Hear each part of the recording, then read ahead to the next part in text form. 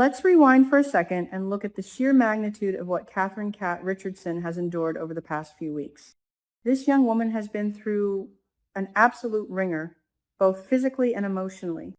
From surviving a devastating tornado that nearly wiped Fairmont Crest off the map to undergoing a life-threatening liver transplant surgery to save her bitter rival and half-sister, Eva Thomas, Kat has completely transformed. She even had that profound, mind-bending Freaky Friday out-of-body experience while in a coma, which finally allowed her to walk a mile in Eva's shoes. We are witnessing the evolution of a legacy character right before our eyes.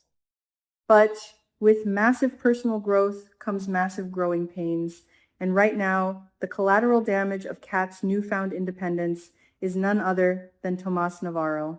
When Kat impulsively dropped a massive deposit on a luxury condo without so much as a whisper of consultation with Tomas, she didn't just buy a piece of prime real estate, she inadvertently dropped a nuclear bomb on Tomas's pride. Let's be real for a second. Tomas has been struggling to find his footing ever since that disastrous, highly public, and frankly cringeworthy marriage proposal in the Dupree Mansion living room. He got down on one knee in front of her entire family, completely ambushing her, and Kat's horrified reaction severely bruised his ego. Now, by purchasing a luxury condo entirely on her own with the help of Deanna and Vanessa McBride, Kat has essentially told Tomas that she doesn't need him to build her future.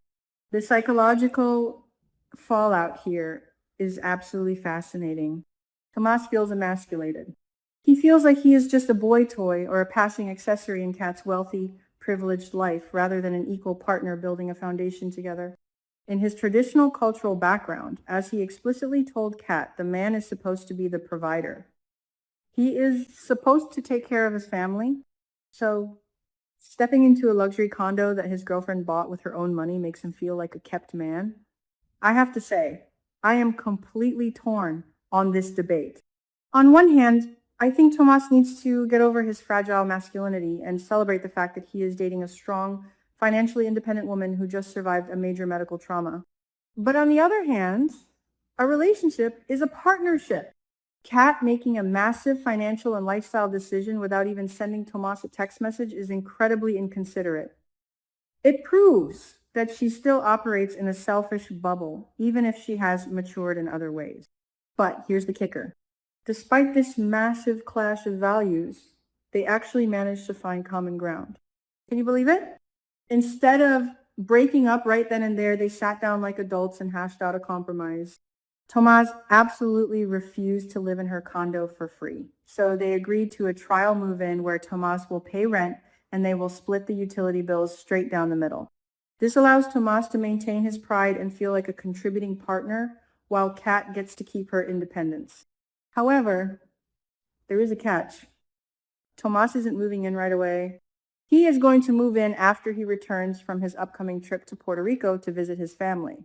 And let's not forget, he already told his mother that she won't be meeting Kat on this trip. Is Tomas subconsciously stalling? Is he creating physical distance because he is terrified of the emotional distance growing between them? While Tomas is off dealing with his bruised ego, Kat took the next major step in her journey, breaking the news to her grandparents. Kat marched right into the Dupree mansion and informed Anita and Vernon that she is officially flying the coop. She has bought her dream condo and is moving out to live on her own. The sheer shock on Anita and Vernon's faces was priceless. But once the initial shock wore off, their reaction was incredibly heartwarming. They didn't coddle her or try to stop her. Instead, they were immensely proud of the woman she is becoming. Anita and Vernon recognize that the Kat standing before them today is not the same spoiled, entitled diva who used to throw tantrums. The trauma of the liver donation and the brush with death has fundamentally changed her for the better. Anita even admitted that she is going to miss Kat terribly, confessing that she feels like they have truly become friends. That is a massive statement coming from Anita Dupree. And Vernon, in classic Vernon fashion, provided the perfect comedic relief, stating that he won't miss Kat and Anita's obsession with drama podcasts, and noting that with Kat gone, he and Anita will have a lot more time for cuddling. It was a beautiful, tender family moment that perfectly highlighted Kat's positive transformation. But you guys know how things work in Beyond the Gates. Just when a character thinks they have found peace and independence, the writers pull the rug right out from under them.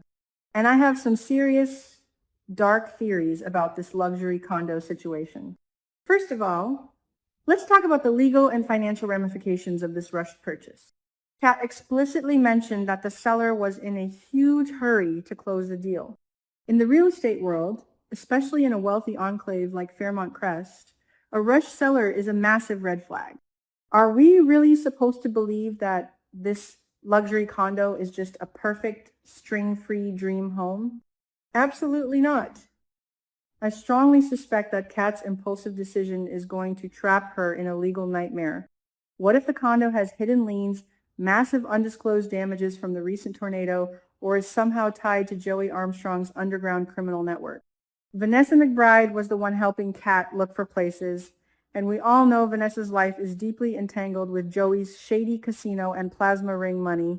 Kat wanted freedom and independence, but this rushed purchase might drag her into a financial and legal scandal that could threaten her entire inheritance. Will her newfound freedom actually be the very thing that destroys her peace? And that brings me to my second and much more terrifying theory. I am incredibly worried about Kat's physical health. Let's not forget, this young woman just had a massive piece of her liver surgically removed to save Eva. Liver transplant recovery is grueling, exhausting, and fraught with the risk of severe complications. Kat already suffered a life-threatening heart rate spike and breathing issues while in a coma.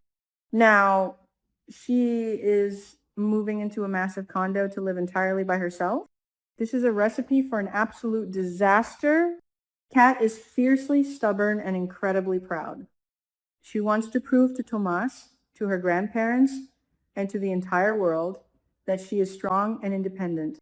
Because of this pride, I firmly believe that if Kat starts experiencing medical complications, dizziness, internal pain, or extreme fatigue, she is going to hide it. She won't tell Nicole, she won't tell Ted, and she certainly won't tell Tomas. She will suffer in silence because she doesn't want anyone to worry, and more importantly, she doesn't want anyone to tell her that she isn't ready to live on her own. But hiding a medical crisis never works on a soap opera. Picture this scenario. Tomas is away in Puerto Rico, completely disconnected from the drama in Fairmont Crest. Kat is alone in her sprawling, empty new condo. Suddenly, the complications from the liver surgery hit her like a freight train. She collapses, fainting, right there on the floor of her beautiful new home, completely isolated and helpless. She could lie there for hours before someone, maybe Chelsea or even Ava, finds her and rushes her to Garland Memorial. This leads to what I believe will be the ultimate heartbreaking climax of the Tomcat storyline. When Tomas rushes back from Puerto Rico and finds Kat in a hospital bed, the truth will come out. He will realize that Kat was suffering, that she was in pain, and that she deliberately chose to hide it from him. For Tomas, this will be the final, devastating nail in the coffin. Her silence won't just be about her being stubborn. To Tomas, her silence will be the ultimate confirmation of his deepest insecurities. It will prove to him that she doesn't view him as a partner she can lean on. It will confirm his worst fear, that he's nothing more than a temporary passerby in her grand, dramatic life. I can already see the scene playing out in the sterile, cold hospital room.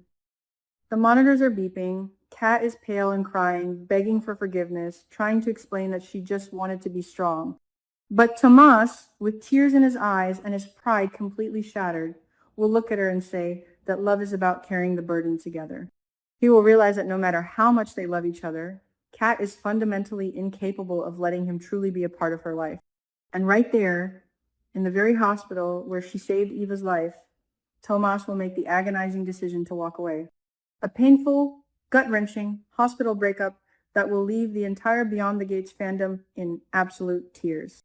It is a tragic irony, really. Kat's desperate push for independence and her desire to prove her strength might be the exact catalyst that leaves her completely alone. Tomas wanted a traditional partnership, and Kat wanted a modern, independent reign. They tried to compromise with the rent and the trial move-in, but you can't put a Band-Aid on a fundamental disconnect in trust and partnership. What do you guys think? Is this rush condo purchase going to land Kat in legal hot water? Is she going to suffer a massive medical emergency while living alone? And most importantly, do you think Tomas will finally reach his breaking point and dump her in the hospital? I am dying to hear your theories, so please drop your thoughts in the comment section down below. Don't forget to like this video, subscribe to the channel, and hit that notification bell so you never miss an update on all the juicy, scandalous drama happening in Fairmont Crest. Until next time, stay dramatic, my friends.